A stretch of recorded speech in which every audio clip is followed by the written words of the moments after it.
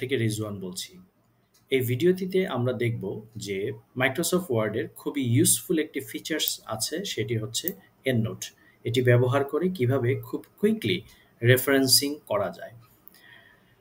So দেরি না করে আমরা শুরু করি। এক্সাম্পল হিসেবে আমি একটি প্যারাগ্রাফ এখানে নিয়েছি। এই প্যারাগ্রাফের বিভিন্ন জায়গায় আমি সাইট করব। ধরুন প্রথম সেন্টেন্সের শেষে আমি এখানে একটি রেফারেন্স সাইট করব। তাহলে কার্সারটি এখানে রাখলাম।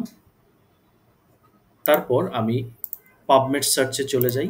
পাবমেড সার্চে আমি এই আর্টিকেলটি সার্চ করে পেলাম এবং এখান থেকে সেই ১ নম্বর সেন্টেন্সটিকে আমরা নিয়েছি, ধরে নিলাম।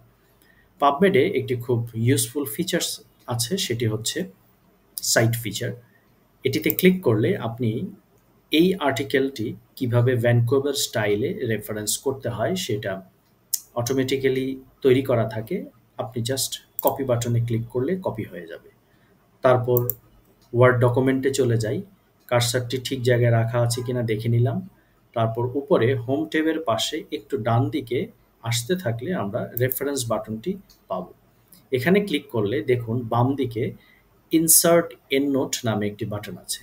এটিতে যদি আমি ক্লিক করি তাহলে দেখুন সঙ্গে সঙ্গে এখানে রোমান 1 এসেছে, আর এই জায়গায় সে আরেকটি 1 দিয়েছে। সো এইখানে আমি আমার কপি করা রেফারেন্সটিকে পেস্ট করে দেব। সো পেস্ট করার জন্য আমি শুধু টেক্সট পেস্ট করব, তাই রাইট বাটন ক্লিক করে কিপ টেক্সট অনলি পেস্ট করলাম। দেখুন খুব ইজিলি এখানে 1 সাইট হয়েছে, আর এখানে 1 দিয়ে রেফারেন্সটি আমি বসিয়ে দিলাম। এখন লক্ষ্য করুন আমরা ইউজুয়ালি ভ্যানকুভারে 1, 2, 3 দিয়ে রেফারেন্স করে থাকি। সেই ক্ষেত্রে আমাকে এই নাম্বারটি আমি চাইলে চেঞ্জ করতে পারি। তার জন্য দেখুন রেফারেন্স ট্যাবের এই যে নিচে একটি তীর চিহ্ন আছে, এখানে যদি আমি ক্লিক করি একটি নতুন উইন্ডো আসবে। এই জায়গায় লক্ষ্য করুন নাম্বার ফরম্যাট, এখানে ড্রপ ডাউন থেকে আমি 1, 2, 3 কে সিলেক্ট করে অ্যাপ্লাই করলে দেখুন সেটি 1 হয়ে গেছে। একইভাবে আমি যদি দ্বিতীয় সেন্টেন্সের এই জায়গায় আরেকটি রেফারেন্স সাইট করতে চাই, সেই ক্ষেত্রে এখানে কার্সারটি রাখবো। আবার সেই সার্চ ইঞ্জিনে গিয়ে ধরুন পাবমেড থেকে এই দ্বিতীয় আর্টিকেলটি আমি সাইট করব। সো পাবমেডের সেই ফিচার সাইট ফিচারে ক্লিক করব। অলরেডি রেফারেন্স দেয়া আছে, সিম্পলি কপি করব। আবার মাইক্রোসফট ওয়ার্ডে যাব। কার্সার ঠিক জায়গায় রাখা আছে কিনা শিওর হয়ে নেব। তারপর জাস্ট ইনসার্ট এন্ডনোট। দেখুন সঙ্গে সঙ্গে এখানে 2 হয়ে গেছে, আর এই জায়গায় আমি রাইট বাটন ক্লিক করে কিপ টেক্সট অনলি হিসেবে পেস্ট করে দেব। তাহলে আমার সেকেন্ড রেফারেন্স সাইট হয়ে গেছে। একইভাবে আমি আমার থার্ড রেফারেন্স এইখানে করতে চাচ্ছি, তাহলে কার্সারটি এখানে নিয়ে নেই। আবার সেই পাবমেডে গিয়ে থার্ড আর্টিকেলটি আমি পেলাম, সাইট বাটনে ক্লিক করে কপি করে নিলাম। এইবার আবার ডকুমেন্টে গিয়ে এই জায়গায় ইনসার্ট এন্ডনোট ক্লিক করলাম, 3 হয়ে গেল। আর এই জায়গায় আমি রাইট বাটন ক্লিক করে তৃতীয় রেফারেন্সটি বসিয়ে দিলাম। এখন অনেক ক্ষেত্রে যেটি হয় যে আমার পূর্বের রেফারেন্স, অর্থাৎ ধরুন 2 নাম্বার রেফারেন্সকে এইখানে আবার সাইট করার প্রয়োজন হতে পারে। এটিকে ক্রস রেফারেন্স বলে।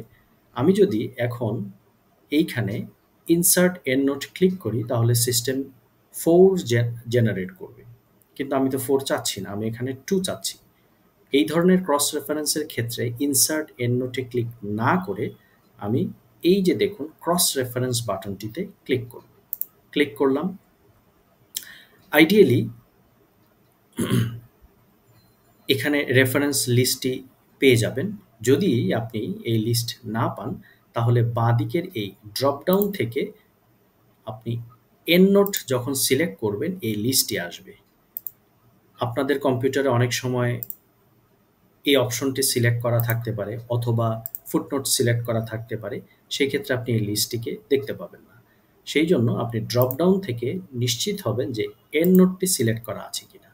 তাহলে পূর্বের যে 3টি রেফারেন্স আপনি সাইট করেছেন সেগুলো এখানে দেখা যাবে।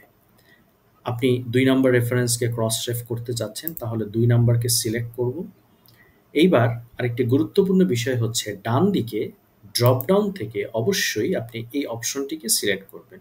Insert number format, endnote number format এই অপশনটিকে আপনি অবশ্যই সিলেক্ট করবেন, ভুলবেন না এটিতে। আরেকটি খুব গুরুত্বপূর্ণ বিষয়, এখন আপনি ইনসার্টে একবার ক্লিক করবেন। অনেক ক্ষেত্রে যেটি দেখা যায় অনেকে ইনসার্টে বেশ কয়েকবার ক্লিক করেন, একাধিকবার রেফারেন্সগুলো ক্রস রেফ সাইট হয়ে যায়।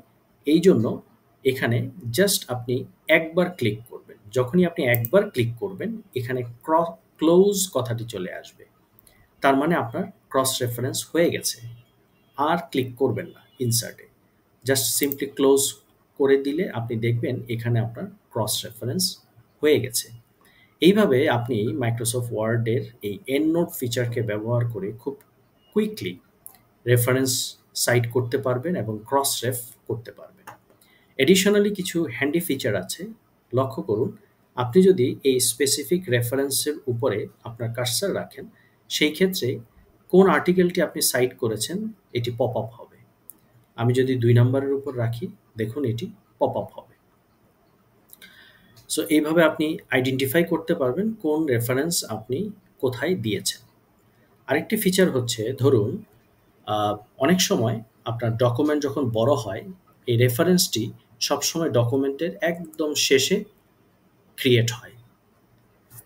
সো আপনি চাচ্ছেন রেফারেন্স লিস্টে কুইকলি যাওয়ার জন্য, সেই ক্ষেত্রে আপনি স্পেসিফিক কোনো একটি রেফারেন্সের কাছে গিয়ে যদি ডাবল ক্লিক করেন, তাহলে অটোমেটিক্যালি সে কিন্তু আপনাকে ওই রেফারেন্সের লিস্টে সরাসরি নিয়ে যাবে। আবার ধরুন আপনি দেখতে চাচ্ছেন যে এই ৩ নাম্বার রেফারেন্সটা আপনি কোথায়, কোথায় ব্যবহার করেছেন। অনেক সময় খুঁজে পেতে কঠিন হয়। আপনি সিম্পলি ৩ নাম্বার রেফারেন্সে কার্সারটি রেখে তারপর এখানে যদি ডাবল ক্লিক করেন, সিস্টেম সেই নির্দিষ্ট পেজে নিয়ে আপনাকে লোকেট করে দেবে যে আপনি কোথায় রেফারেন্স সাইট করেছেন। সো এইভাবে মাইক্রোসফট ওয়ার্ডের এই এন্ড নোট ফিচারটি ব্যবহার করে খুব কুইকলি আপনি রেফারেন্স করতে পারবেন এবং এটি শিখতেও খুব সহজ এবং খুব ইজিলি ইমপ্লিমেন্ট করা যায়। সো অনেক ধন্যবাদ। নেক্সট ভিডিও দেখার জন্য আমন্ত্রণ রইল।